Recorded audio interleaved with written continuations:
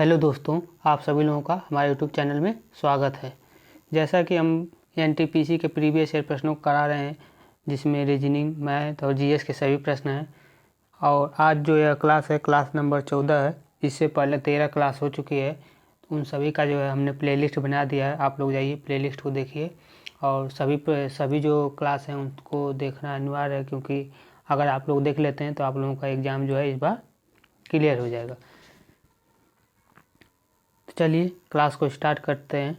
Class को start करने से पहले जो है आप लोग हमारे चैनल को जो है सब्सक्राइब कर दीजिए और बेल आइकन को भी दबा दीजिए, ताकि जब भी हम क्लास को कराते हैं आप लोगों के पास नोटिफिकेशन पहुंच जाए। तो चलिए आज का जो पहला प्रश्न है कि 30 नवंबर 2020 तक प्राप्त जानकारी के अनुसार अंतर्राष्ट्रीय मुद्रा कोष यानी कि IMF के जो है सदस्य देशों की जो है संख्या कितनी है। तो इसका जो आंसर हो जाएगा वो हो जाएगा 190। यह करंट का सवाल है। करंट के सवाल के लिए जो है इस बार जो भी करंट के सवाल पूछे जाएंगे उसके लिए हम करंट अफेयर की जो है बुक का सलूशन करवा देंगे, अगर आप लोग कमेंट करेंगे तो। अगला प्रश्न देखते हैं, प्रश्न नंबर 2। प्रश्न नंबर 2 है MPEG का जो है पूरा नाम क्या है, यानी कि फुल फॉर्म क्या है। तो MPEG का जो फुल फॉर्म होता है वह होता है मूविंग पिक्चर एक्सपर्ट ग्रुप। तो इसका जो आंसर हो जाएगा वो हो जाएगा ऑप्शन नंबर बी। अगला प्रश्न है प्रश्न नंबर 3। प्रश्न नंबर 3 है भारत की प्रथम पंचवर्षीय योजना का जो है मुख्य बिंदु क्या था। तो भारत की प्रथम पंचवर्षीय योजना का मुख्य बिंदु क्या था, यह पूछा है। तो इस प्रश्न के ऑप्शन डी इसका भी देख लेते हैं क्या दिया है। तो पंचवर्षीय का जो मुख्य बिंदु था वह था सामाजिक एवं आर्थिक योजनाओं का जो है जवाहरलाल नेहरू के समय यह लागू की गई थी, जिसमें जो है मुख्य उद्देश्य कृषि पर जो है पंचवर्षीय योजना में जो है कृषि पर जो है विशेष ध्यान दिया गया था। तो इसका आंसर हो जाएगा ऑप्शन नंबर बी। अगला प्रश्न है प्रश्न नंबर 4। प्रश्न नंबर 4 है ईरान का जो है प्राचीन नाम क्या है। तो ईरान का प्राचीन नाम है फारस। तो इसका सही आंसर हो जाएगा फारस, यानी कि पर्सिया। अगला प्रश्न है प्रश्न नंबर 5। प्रश्न नंबर 5 है 5 से लेकर 14 तक की सभी प्राकृतिक संख्याओं के जो है घनों का योग ज्ञात करना है। तो मैथ और रीजनिंग के जो भी सवाल है उसको आप लोग रोक कर खुद सॉल्व किया करिए, इससे आप लोगों की जो है एक्यूरेसी बढ़ेगी। और सलूशन जो है हम बता दे रहे हैं कैसे कैसे अगर सॉल्व किया गया। अगर आप लोगों को नहीं आता है मैथ तो आप लोग सलूशन देख लिया करिए। तो इसमें पूछा है प्रश्न में कि जो है 5 से लेकर 14 तक की सभी प्राकृतिक संख्याओं के जो है घनों का योग पूछा है।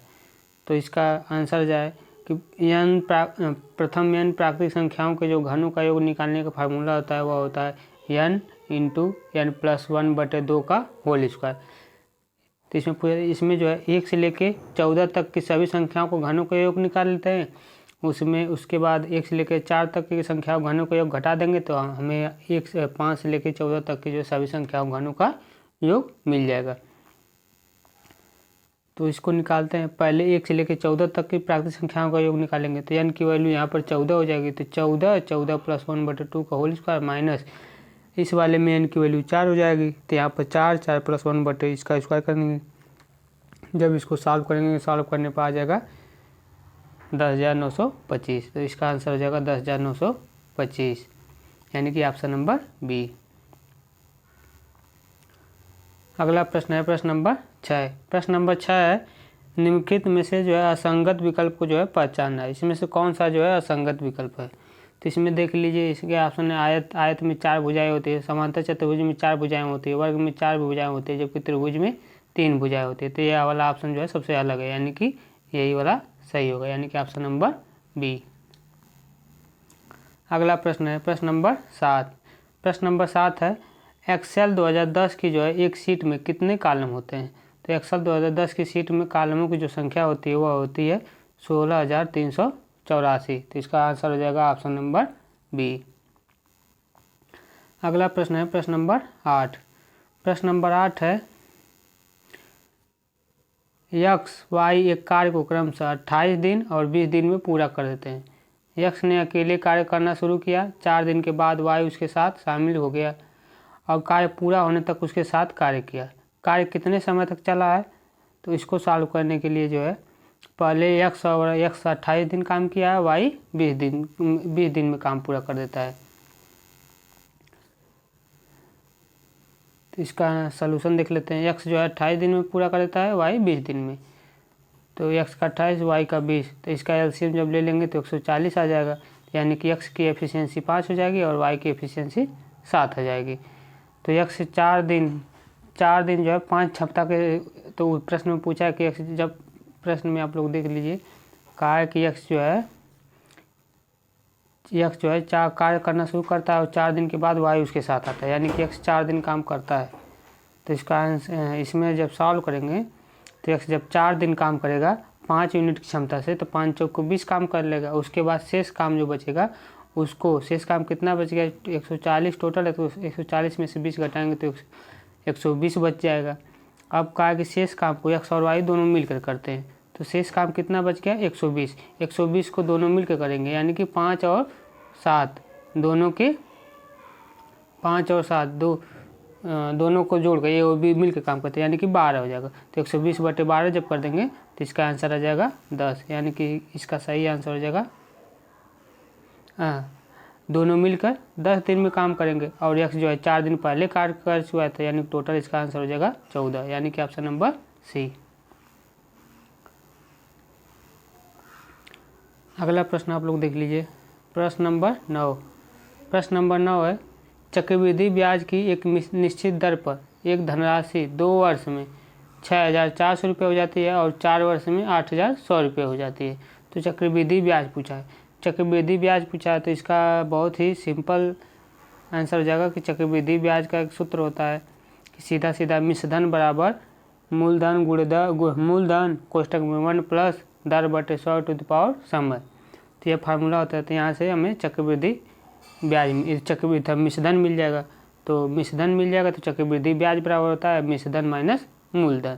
तो पहले हम मिश्रधन निकालेंगे। मिश्रधन निकालने के लिए मिश्रधन की वैल्यू दिया है 6,400 रुपये हो जाता है, तो यानी कि यह दिया है पी की वैल्यू निकालना है 1 प्लस आर बटे 100 को पावर एन करना है। तो यहाँ से दर जो है ज्ञात करना है, समय 2 वर्ष दिया है। जब इसको रख लेंगे तो पहली वाली शर्त के अनुसार यह आ जाएगा, फिर दूसरी वाली शर्त के अनुसार 2 साल में पूछा है तो यहाँ से 8,100 रुपये कर देंगे, तो यहाँ से करने पर दोनों आ जाएगा। जब दोनों को डिवाइड करेंगे तो यहाँ से पी से पी कट जाएगा, इसको सॉल्व करने पर इतना आएगा, यानी कि यहाँ से रेट आ जाएगी 12.5%। तो इसका आंसर हो जाएगा 12.5%। अगला प्रश्न है प्रश्न नंबर 10, ईस्ट इंडिया कंपनी ने भारत के किस शहर में अपना पहला व्यापारिक केंद्र स्थापित किया है। तो ईस्ट इंडिया कंपनी ने भारत के जो है सूरत में जो है अपना पहला व्यापारिक केंद्र स्थापित किया था। तो इसका आंसर हो जाएगा ऑप्शन नंबर डी। अगर आप लोगों को हमारा क्लास जो है फ़ायदेमंद लगता है तो आप लोग चैनल को सब्सक्राइब कर दीजिए और आप लोग क्लास जो है डेली देखा करिए, क्योंकि यह जो बुक है या यूथ पब्लिकेशन की बुक है और परीक्षा में जो है इसी से अक्सर करके ज़्यादा पेपर पूछे जाते हैं और जो भी हम प्रश्न करवा रहे हैं सभी 2018 के जो है एनटीपीसी में जो है सभी पूछे गए थे, जो कि पेपर 2019 में हुआ था। तो टॉपिक जो है बहुत ही महत्वपूर्ण है, आप लोग मिस मत किया करिए। अगला प्रश्न देखते हैं, प्रश्न नंबर 11 है, एक्स वाई का संबंध जो है दिया है 4 और 3, तो पूछा है x cube minus y cube संबंध है x cube plus y cube पूछा है। तो यह सिंपल हो जाएगा, यहाँ से एक्स की वैल्यू डायरेक्ट 4 मूल्य हो जाएगी, वाई की वैल्यू 3 हो जाएगी, तो 4 क्यूब माइनस 3 का क्यूब, 4 क्यूब प्लस 3 का क्यूब। तो जब सॉल्व करेंगे तो इसको या ए माइनस बी का होल क्यूब बराबर होता है a minus b a plus a minus b, अगले कोष्टक में a square plus b square plus a b, और नीचे होता है ए प्लस बी, दूसरे क्वेश्चन में a square plus b square plus a b. तो ऊपर से वह सभी कट जाएगा, या फिर डायरेक्ट आप यहाँ से इसको होल क्यूब कर सकते हैं। 4 का क्यूब हो जाएगा 64, 3 का क्यूब हो जाएगा 27, 4 क्यूब हो जाएगा 64 और 3 क्यूब हो 27। यह सॉल्व करेंगे तो 37 संबंध 91 इसका आंसर हो जाएगा। अगला प्रश्न है, प्रश्न नंबर 12 है, पूछ रहा है अंक 2, 3, 4, 0, 5 से बनी 5 अंकों की सबसे छोटी संख्या पूछा है। 2, 3, 4 इन सब से बनी सबसे छोटी संख्या पूछा है। तो सबसे छोटी 5 अंकों की सबसे बनी 5 अंकों की सबसे छोटी संख्या पूछा है। तो 5 अंकों की सबसे बड़ी संख्या तो यह हो जाएगा, और 5 अंकों की सबसे छोटी संख्या इकाई, दाई, सैकड़ा, हज़ार, 10,000। 5 अंकों की सबसे छोटी संख्या 10,000 हो जाएगा। अब इसमें पूछा है कि 2, 3, 4, 0, 5 अंकों से 5 अंकों की सबसे छोटी संख्या क्या आ जाएगी। सबसे छोटी संख्या के लिए पहले 2 लिखेंगे, उसके बाद 0 लिखेंगे। 0 पहले नहीं लिख सकते क्योंकि 0 पहले लिखने से उसकी वैल्यू जो है कम मतलब ख़त्म हो जाती है। तो पहले 0 इसमें नहीं लिख सकते। फिर इसमें 2 के बाद 3 लिख दिया, 3 के बाद 0, तो 0 की वैल्यू कम होती है तो इसको पहले लिखना चाहिए, भी नहीं सकता है। इसमें हो गया तो इसमें पहले 4 आ गया, इसमें 3 है। सबसे छोटी संख्या यहाँ से ऑप्शन नंबर डी हो जाएगा। अगला प्रश्न है प्रश्न नंबर 13। प्रश्न नंबर 13 है, मुस्लिम लीग की जो है स्थापना कहाँ पर हुई थी। तो मुस्लिम लीग की जो स्थापना हुई थी वह ढाका में हुई थी। मुस्लिम लीग की स्थापना ढाका में हुई थी, और इसके अध्यक्ष कौन थे, तो सलीमुल्लाह खां थे। तो इसका सही आंसर हो जाएगा ढाका। अगला प्रश्न है प्रश्न नंबर 14। प्रश्न नंबर 14 है, यदि sine theta minus cosec theta का मान √2 दिया है तो sine cube theta minus cosec cube theta का मान पूछा है।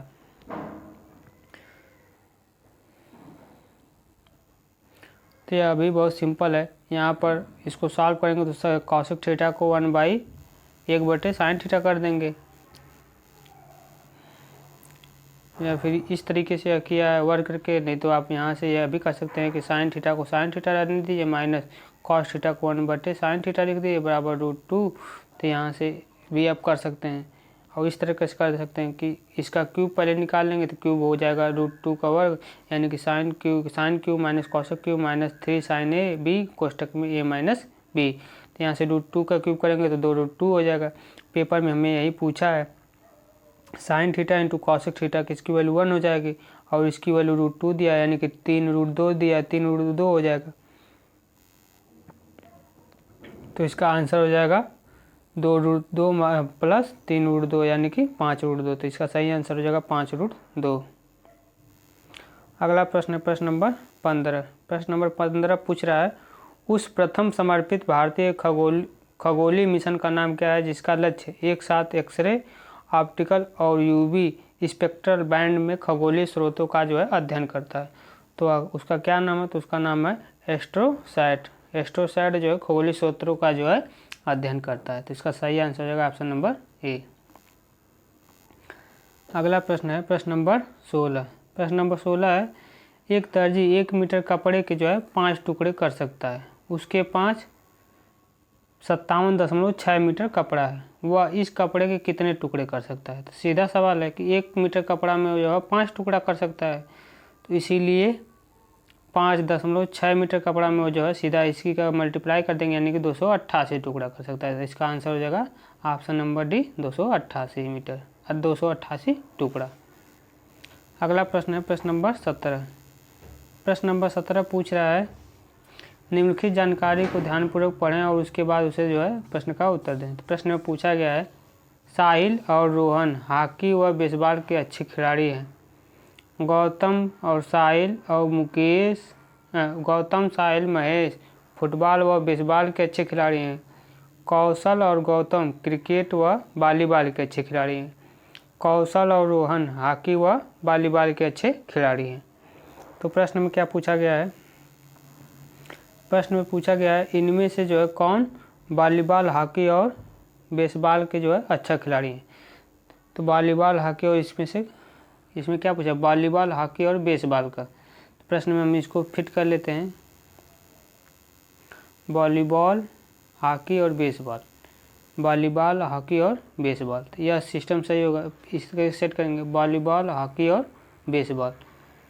तो बेसबॉल इसमें है, बेसबॉल इसमें है, बेसबॉल इसमें है, बेसबॉल इसमें है, बेसबॉल इसमें है। हॉकी और हॉकी इसमें है। फिर वॉलीबॉल इसमें, वॉलीबॉल इसमें है, और नहीं है, यानी कि रोहन और गौतम। तो इसमें से कौन है? तो इसमें से इसका आंसर हो जाएगा रोहन। रोहन जो है वॉलीबॉल, बेसबॉल और हॉकी तीनों या पूछा है, तो इसमें तो इसका आंसर हो जाएगा ऑप्शन नंबर बी। अगला प्रश्न है प्रश्न नंबर 18। प्रश्न नंबर 18 है कि किसी कूट भाषा में जो है इस चीज़ को इतना लिखा गया है, उसी कूट भाषा में इसको क्या लिखा जाएगा? तो सिंपल सवाल है। इसको सॉल्व करने से पहले आप लोगों को जो है ABCD का जो क्रम होता है, मतलब कि A जो है 1 पे आता है, B जो है 2 पे आता है, C 3 पे आता है, G 7 पे आता है, उसी प्रकार T 20 पे आता है, U 21 पे आता है। इसको आप लोग याद कर लेंगे तो आप लोगों को सॉल्व करने में जो है बहुत ही आसानी होगी, क्योंकि इससे आप लोगों का प्रश्न जो है जल्दी लगेगा। तो प्रश्न में जो है दिया है, प्रश्न में क्या दिया है? फर्नीचर को जो है यह लिखा जाता है। फर्नीचर क्रम हो जाएगा 1 2 3 4 5 ऐसे कर दिया है। तो इसमें जो है इसको आधा आधा कर दिया, यहाँ से एक टुकड़ा कर दिया, यहाँ से एक टुकड़ा कर दिया है। तो यहाँ इसमें से इसका व्युत्क्रम है, इसका व्युत्क्रम और इसको सीधा सीधा कर दिया है, यह यहाँ से, और इसमें इसको इस तरीके से कर दिया, मतलब आधा आधा कर दिया। उसी प्रकार से जब जो इसको प्रश्न में जो है FOU को पूछा है, तो FU को इसमें U पहले नंबर पर आएगा, तो U पहले नंबर पर, 3 इन दोनों में नहीं है, इन दोनों में है। उसके बाद O आएगा, फिर F है तो F है। इसका हो गया 3 क्रम। फिर 3 के बाद जो है NTA का पूछेगा, तो NTA में A पहले आएगा, तो A जो है ऑप्शन नंबर A में है। तो इसका आंसर हो जाएगा option number C। Option number C सही होगा। अगला प्रश्न है प्रश्न नंबर 19। प्रश्न नंबर 19 है जीव जो अधिक दूर के संबंधी है उनके DNA में अधिक अंतर होंगे, इस विचार के आधार पर निर्मित दृष्टिकोण को जो है क्या कहा जाता है? तो जीव जो दूर के संबंधी है उनको DNA को जो है क्या कहा जाता है? तो आणविक जाति वृत्त कहा जाता है। यानी कि इसका सही आंसर हो जाएगा, वो हो जाएगा ऑप्शन नंबर A, आणविक जाति वृत्त, यानी कि मॉलिक्यूलर पॉलीजेनेमी। अगला प्रश्न देखते हैं। पिछले कुछ दिनों से जो है आप लोग क्लास नहीं आ पा रहे थे, इसलिए आप लोगों से क्षमा चाहते हैं, क्योंकि कुछ डिस्टरबेंस था। अब क्लास जो है आशा रहेगी कि डेली आए। अगला प्रश्न है सोहन ने अपने खर्चों में 25% की जो है कमी की है, बाद में उसने खर्चों में 10% की और कमी कर दी। उनके खर्चों में कुल मिलाकर जो है कितने % की कमी हुई है? सोहन ने अपने खर्चों में 25% कमी की है, तो सीधा सीधा निकाल लेते। पहले 25 की कमी की, तो सोहन ने अपने खर्चों में 25 की कमी की है, बाद में 10% की और कमी कर दी, तो टोटल कितनी कमी की है? तो एवरेज छूट निकालने के लिए जो है -x - y प्लस इतना कर दे, +xy बटे 100 कर देंगे। तो यहाँ से -25 - 10 प्लस 10 × 20 बटे 100 कर देंगे, यानी कि 32.5% की जो है कमी कर दी। तो इसका आंसर हो जाएगा 32.5। यहीं पर अगर लाभ वाला दे देता तो यहाँ पर लाभ वाला में हो जाता +x + y -x into y बटे 100।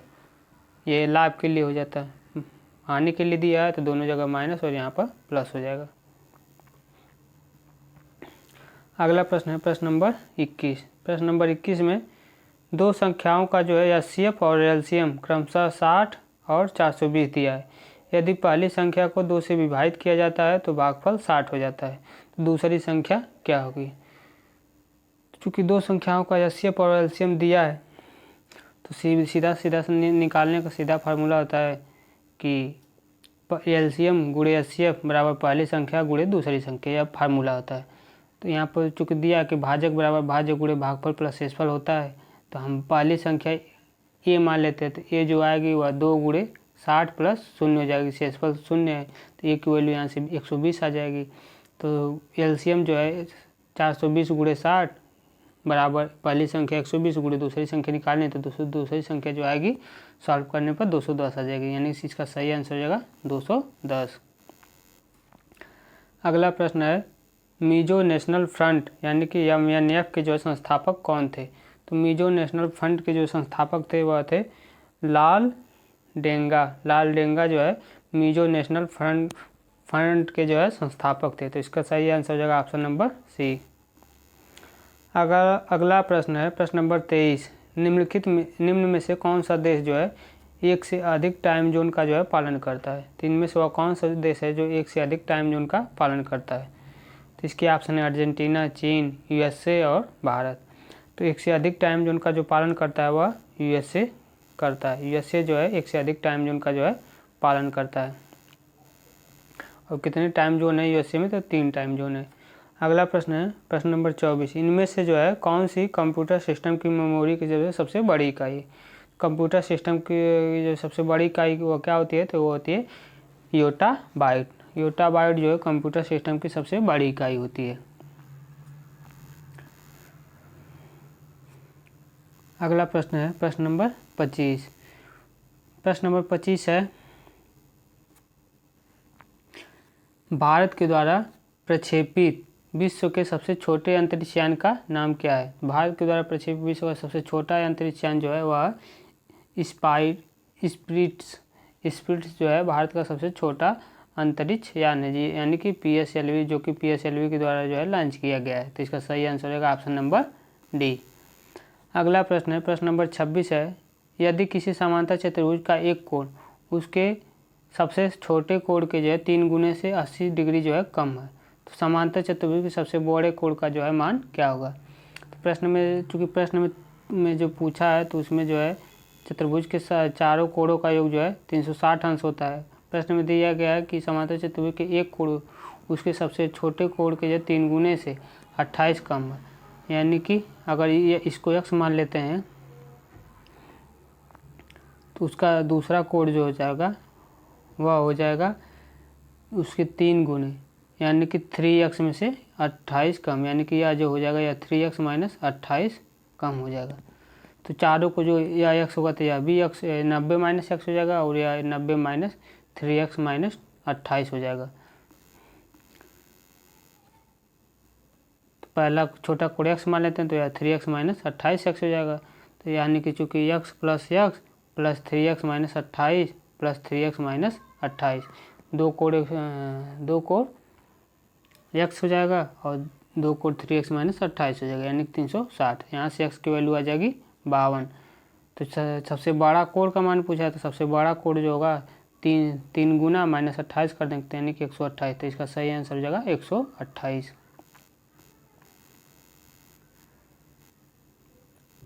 अगला प्रश्न देखते प्रश्न नंबर 27। प्रश्न नंबर 27 है अजंता एलोरा की जो गुफाओं की जो चित्रकारी है वह क्या दर्शाती है? तो यह प्रश्न बहुत ही इम्पोर्टेंट है क्योंकि यह प्रश्न हर पेपर में जो है किसी न किसी शिफ्ट में यह प्रश्न पूछ देता है कि अजंता एलोरा की जो गुफाओं से संबंधित कोई न कोई प्रश्न जो है ज़रूर पूछता है। तो प्रश्न में पूछा है कि अजंता जो है गुफाओं की जो चित्रकारी क्या दर्शाती है? तो दर्शाती है जातक की जो है कथाओं को जो है दर्शाती है। अजंता एलोरा की जो कथाएँ चित्रकारी वह जातक कथाओं को जो है दर्शाती है।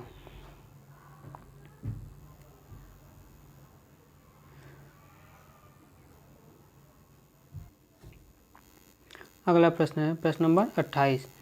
प्रश्न नंबर 28 है भारतीय स्टेट बैंक यानी कि SBI की जो स्थापना किस सन में हुई थी? तो भारतीय स्टेट बैंक SBI की जो स्थापना हुई थी वह सन 1806 ईस्वी में हुई थी।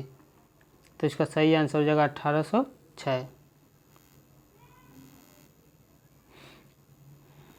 अगला प्रश्न है प्रश्न नंबर 29। प्रश्न नंबर 29 है जून 2018 में एक गुफा में 12 लड़के फंस गए थे, उन्हें बचाने के लिए एक बड़ा अभियान चलाया गया था। यह एक अंतर्राष्ट्रीय स्तर पर प्रसिद्ध घटना बन गई थी। इस घटना को देश में क्या कहा गया था? तो यह करंट का सवाल है। इसका जो आंसर हो जाएगा वह किस देश की घटना थी? तो थाईलैंड की घटना थी। अगला प्रश्न है प्रश्न नंबर 30। प्रश्न नंबर 30 है कि G7 को जो है क्या कहा जाता है? तो G7 जो है भारत के जो है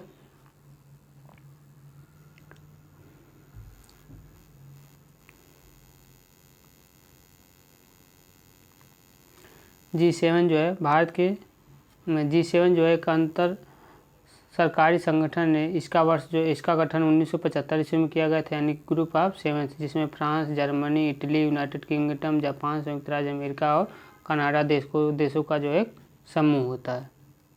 तो इसका आंसर हो जाएगा ऑप्शन नंबर 1। अगला प्रश्न है प्रश्न नंबर 31। यह है कि एक सींग वाला गैंडा भारत में जो है कहाँ पाया जाता है। तो एक सींग वाला गैंडा जो पाया जाता है वह भारत के जो है असम राज्य में जो है पाया जाता है। तो इसका सही आंसर हो जाएगा ऑप्शन नंबर डी। अगला प्रश्न है प्रश्न नंबर 32। प्रश्न नंबर 32 है दो संख्याओं का अनुपात दिया है 9 संबंधी 11 पर यदि प्रत्येक संख्या में 6 जोड़ा जाता है तो उसका अनुपात 6 संबंधी 7 हो जाता है। तो बड़ी संख्या पूछा है। तो बड़ी संख्या पूछा कि बड़ी संख्या क्या होगी। तो चूँकि दो संख्याओं का अनुपात 9 संबंधी 11 दिया था यानी कि संख्याएँ 9x और 11x हो जाएंगी। प्रत्येक में 6 जोड़ने पर 9x में 6 जोड़ दें 11x में 6 जोड़ दें, जोड़ने पर संबंध हो जाता है 6 संबंधी 7। यह हो जाता है जब इस क्वेश्चन को सॉल्व करेंगे तो यहाँ सॉल्व करने पर x की वैल्यू 11 जाएगी। बड़ी संख्या पूछी है तो बड़ी संख्या हमने 11x माना तो 11x के बराबर 22 हो जाएगा। तो इसका सही आंसर 22 हो जाएगा। प्रश्न नंबर 33 है 5 मित्र P, Q, R, S तथा T की जो है T है उनकी लंबाई के आधार पर तुलना की गई। जरूरी नहीं कि क्रम यही हो, यानी कि क्रम क्या दिया है कि T की लंबाई P और Q के जो है बीच में है, T S से जो है लंबा है, R की लंबाई P और T से अधिक है। उनकी लंबाई का क्रम उनके क्रम के अनुसार संभव नहीं हो सकता। कौन सा क्रम जो है संभव नहीं हो सकता, पूछा है कौन सा क्रम संभव नहीं हो सकता है। तो जब हम इसको बैठाएंगे तो क्रम या सही क्रम जो आएगा वह यही आएगा, यानी कि S, Q, T, P, R यह क्रम आएगा। तो यह क्रम किस में नहीं है, तो यह क्रम जो है केवल ऑप्शन नंबर 2 में नहीं है। तो यह किस में दिया गया है, वह ऑप्शन नंबर डी में, केवल 2 में जो है सही क्रम नहीं है। अगला प्रश्न है प्रश्न नंबर 34। प्रश्न है कर्ण श्याम से 2 गुनी तेजी से कार्य करता है, यानी कि कर्ण की जो कार्य कुशलता है वह श्याम से 2 गुना है। एक साथ कार्य करते हुए वह एक कार्य को 20 दिन में जो है पूरा कर सकते हैं। कर्ण अकेले उसी कार्य को कितने दिन में पूरा करेगा।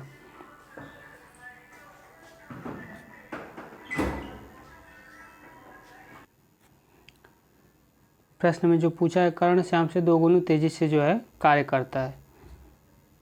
तो इसको जो सॉल्व करेंगे तो आप लोग इसका सलूशन देख लीजिए। सलूशन में क्या है कि कर्ण की जो कार्य कुशलता जो है वह 2 गुना है श्याम से, तो उसको कितना समय लगेगा, तो कर्ण को जो है कम समय लगेगा और श्याम को जो है ज़्यादा समय लगेगा, यानी कि जो कार्य क्षमता होती है वह समय का जो है विपरीत होती है। तो जब दोनों लोग साथ काम करेंगे तो उनके द्वारा कार्य कितना होगा, A गुणे B बटे A प्लस B, ये उनकी कार्य क्षमता, यानी कि 2 गुणे 1 बटे 2 प्लस 1 3, यानी कि 2 बटे 3 इकाई का जो है काम हो जाएगा। जब दोनों साथ काम करते हैं तो 20 दिन में पूरा कर लेते हैं, यानी कि 2 बटे 20 दिन में पूरा कर लेते हैं, यानी 20 बटे 2 गुणे 3 गुणे काम करने का जो समय हो जाएगा। तो यहाँ से जब सॉल्व करेंगे तो सीधा सीधा दोनों जब काम करेंगे तो उनको 30 दिन का समय लगेगा। तो इसका सही आंसर हो जाएगा 30। अगला प्रश्न है प्रश्न नंबर 35। प्रश्न नंबर 35 है निम्नलिखित आंकड़ों की माध्यिका और बहुलक का अंतर पूछा है। तो पहले जो है दिए गए हैं इसका पहले माध्यिका निकालेंगे, फिर बहुलक निकालेंगे, फिर दोनों को जो है घटा देंगे तो आंसर आ जाएगा। तो माध्यिका निकालने के लिए क्या करना पड़ेगा, तो माध्यिका निकालने के लिए पहले इनको आरोही क्रम में व्यवस्थित करेंगे, फिर देखेंगे कितने अंक हैं, तो कितने हैं, तो 10 हैं। 10 जो है एक सम संख्या है, तो सम संख्या निकालने की जो माध्यिका होती है वह होती है n/2वां पद प्लस n/2 प्लस 1वां पद बटे 2।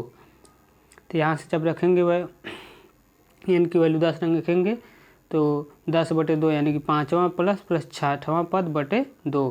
5वां पद कितना है, 5वां पद है 1 2 3 1 2 3 4 5, तो 5वां पद 3 है और 6वां पद 5 है, तो यानी कि 5 प्लस 3 बटे 2, 5 प्लस 3 बटे 2 यानी कि 5 3 8 बटे 2 यानी कि 4। चौथा पद कौन सा आएगा, चौथा पद आएगा 3, तो माध्यिका आ जाएगी 3। फिर बहुलक निकालेंगे, माध्यिका आ जाएगी, माध्यिका यहाँ पर 4 आ जाएगा। और जो इसका बहुलक निकालेंगे तो बहुलक क्या होता है, बहुलक जो आती है जो उसमें सबसे ज़्यादा बार संख्या दी होती है, सबसे ज़्यादा बार संख्या क्या है 3 है। तो इसका जो अंतर प्रश्न में पूछा है माध्यिका और बहुलक का अंतर, तो अंतर जो है 1 आ जाएगा, तो सही आंसर 1 होगा। अगला प्रश्न है प्रश्न नंबर 36। प्रश्न नंबर 36 है पहली कपास मिल की जो है सफलतापूर्वक स्थापना किस भारतीय शहर में की गई थी? तो पहली कपास मिल की जो सफलतापूर्वक जो है स्थापना वह मुंबई में की गई थी। तो इसका सही आंसर हो जाएगा ऑप्शन नंबर ए, मुंबई। अगला प्रश्न है प्रश्न नंबर 37। प्रश्न नंबर 37 है एक्स वाई जेड यू तथा भी 5 मित्र है, उनकी लंबाई की जो है तुलना की गई है। कोई भी 2 मित्र की लंबाई समान नहीं है। यू वाई से छोटा है, यू जो है वाई से छोटा है लेकिन एक्स से लंबा है, जेड सबसे लंबा है तो जेड सबसे लंबा है, एक्स वी से लंबा है तो एक्स जो है वी से लंबा है। प्रश्न पूछा है कि तीसरा सबसे लंबा व्यक्ति कौन है? तीसरा सबसे लंबा व्यक्ति है वह है यू। तो इसका सही आंसर हो जाएगा यू, ऑप्शन नंबर बी। अगला प्रश्न है प्रश्न नंबर 38। प्रश्न नंबर 38 है ब्याज की समान दर पर 24,000 के मूलधन पर 2 वर्ष में प्राप्त चक्रवृद्धि ब्याज और साधारण ब्याज का अंतर 60 रुपया दिया है, तो ब्याज की दर ज्ञात कीजिए। तो सिंपल सवाल है कि 2 वर्ष का जो है चक्रवृद्धि और साधारण ब्याज का जो है अंतर निकालना है। सीधा फार्मूला होता है कि अगर उनका अंतर निकालना है तो यह होता है कि अंतर बराबर मूलधन गुणे दर बटे 100 का होल स्क्वायर। सीधा तो यहाँ से अंतर दिया है 60, मूलधन दिया है 24,000, दर बटे 100 का जो होल स्क्वायर करता है 100 का स्क्वायर जो है 10,000 का दर पूछा है तो दर यहाँ से 5% आ जाएगा। तो इसका सीधा आंसर हो जाएगा 5%।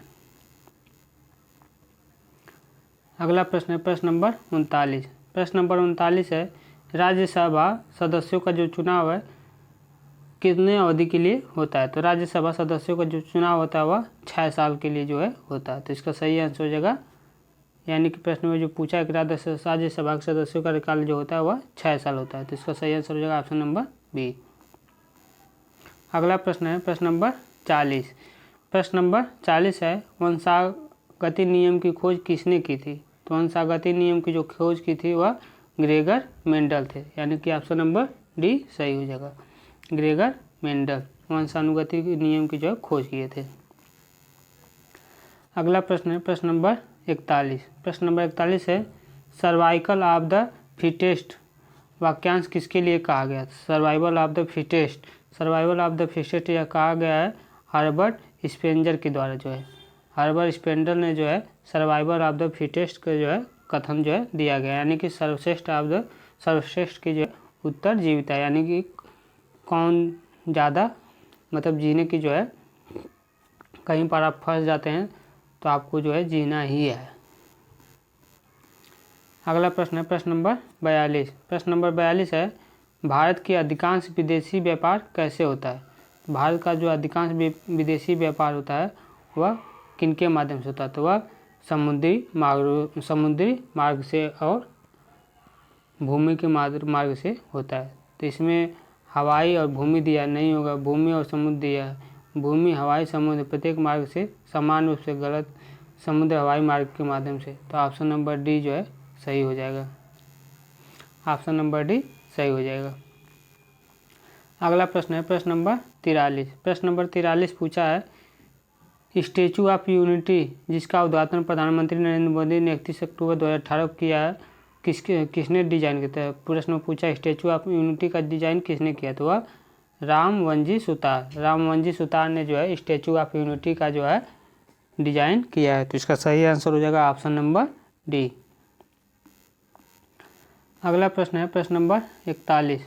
प्रश्न नंबर 44। प्रश्न नंबर 44 में पूछा गया है 6 अंकों की सबसे बड़ी और सबसे छोटी संख्याओं का अंतर पूछा है। तो 6 अंकों की सबसे बड़ी संख्या क्या होगी? इकाई, दहाई, सैकड़ा, हज़ार, 10,000, लाख। 9,99,999 हो जाएगा। और 6 अंकों की सबसे बड़ी संख्या इकाई, दहाई, सैकड़ा, हज़ार, 10,000, लाख। 1 लाख हो जाएगी। सबसे बड़ी संख्या 9,09,999 और सबसे छोटी संख्या 1 लाख हो जाएगी। जब घटाएंगे घटाने पर 8,09,999 आंसर आ जाएगा। इसका सही आंसर हो जाएगा वो हो जाएगा ऑप्शन नंबर डी। अगला प्रश्न है प्रश्न नंबर 45। प्रश्न नंबर 45 पूछा गया है निम्नलिखित में से किसने खिलाफत आंदोलन का जो है नेतृत्व किया था? खिलाफत आंदोलन का नेतृत्व किसने किया था? तो वह शौकत अली थे। शौकत अली ने जो है खिलाफत आंदोलन का जो है नेतृत्व किया था। तो इसका सही आंसर हो जाएगा ऑप्शन नंबर बी, खिलाफत आंदोलन।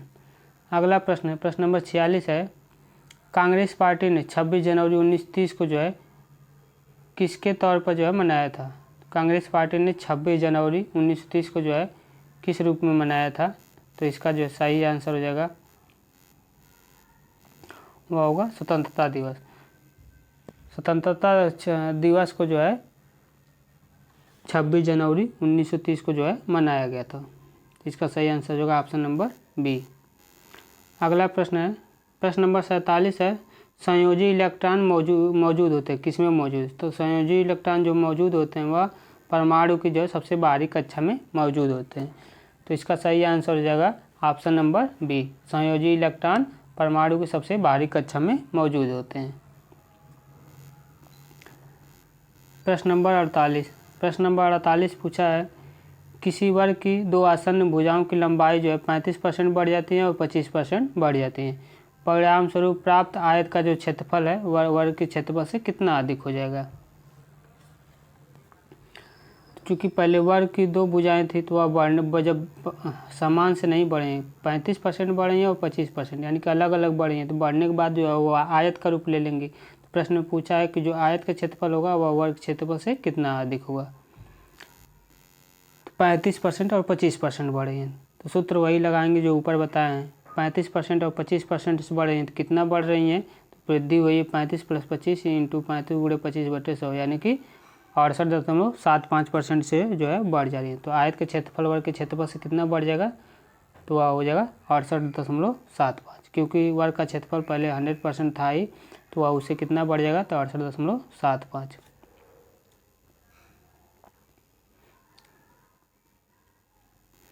अगला प्रश्न है, प्रश्न नंबर 49।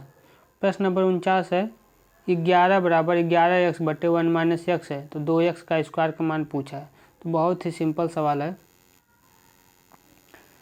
प्रश्न में दिया है 11 = 11x - है, तो इसको इधर तिर्यक गुणा, यानी कि 11 × 1 - x हम कर देंगे बराबर 11x। तो यहाँ से x की वैल्यू 1/2 आ जाएगी।